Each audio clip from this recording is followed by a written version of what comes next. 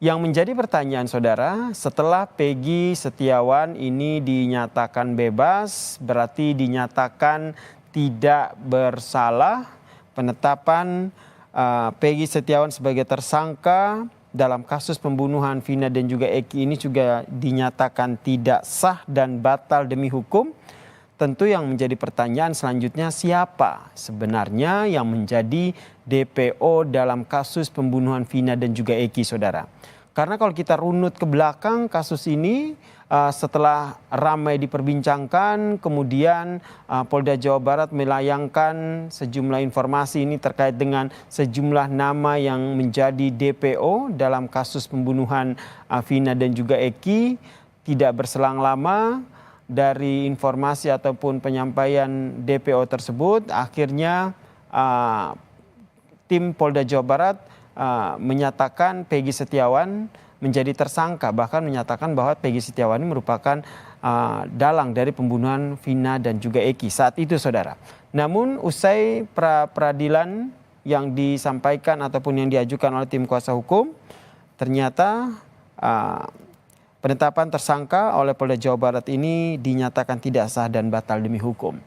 Dan saudara, usai pra-peradilan Peggy ini dikabulkan dan Peggy dibebaskan, kakak Vina yaitu Marliana pun meminta Rudiana yaitu ayah Eki ini memberikan ataupun bertanggung jawab dan muncul ke publik agar kasus pembunuhan Vina dan Eki ini juga terungkap. Nah, ini Marliana pun menyatakan bahwa selain mengucapkan rasa syukur dan juga senang atas putusan hakim karena tidak ingin ada orang yang tidak bersalah ini dihukum. Marliana pun berharap ini ayah Eki yaitu Rudiana ini dapat hadir ke publik karena keluarga Vina telah memberikan informasi seluruhnya kepada Rudiana sejak awal kasus ini ditangani, saudara. Kalau kata saya pribadi sama keluarga ya harus ya. Harus muncul? Harus. Kenapa, Mbak? Karena memang dari awal itu kami menyerahkan semuanya itu ke Pak Rudiana. Semua kasus ini diserahkan ke Pak Rudiana. Ya, Apa yang ya memberikan penjelasan lah bahwa ini kan isunya salah tangkap semua nih gitu kan. Ya harusnya sedikitnya dia muncul. Sementara itu, saudara, ibu kandung Vina yaitu Sukaesi juga meminta agar pihak kepolisian ini segera menangkap ketiga DPO yang telah membunuh anaknya.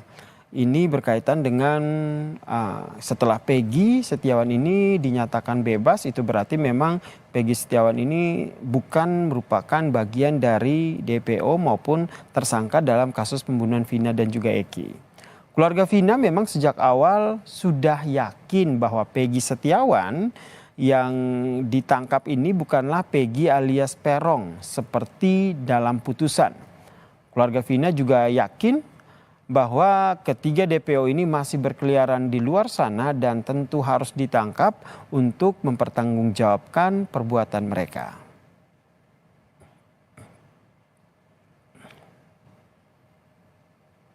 Sama itu aja polisian. Harapan kedepannya buat Ya harapannya ibu sih ya mau mencari yang 3 DPO itu. yang pelaku yang DPO. sebenarnya? Iya, pelaku yang sebenarnya.